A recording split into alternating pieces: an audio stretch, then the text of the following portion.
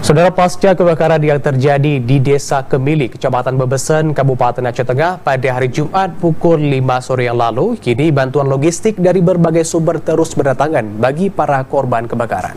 Bantuan yang diberikan berupa sandang dan pangan, serta bantuan logistik lainnya. Sebanyak 2 posko didirikan untuk pemberian bantuan logistik bagi para korban kebakaran. Bantuan yang diberikan dari berbagai sumber seperti komponen masyarakat dan pemerintahan untuk korban kebakaran. Bantuan yang diberikan berupa sandang dan pangan serta bantuan logistik lainnya. Kepala Desa Kemili Jamaluddin mengatakan, saat ini para korban kebakaran sudah mulai membaik dan beraktivitas seperti biasanya. Dan beberapa bantuan logistik bagi para korban sudah mulai berdatangan. Kita sebagian sudah masuk dan pakaian masuk makanan. Pihaknya berharap dengan bantuan yang diberikan dapat membantu dan meringankan beban para korban kebakaran.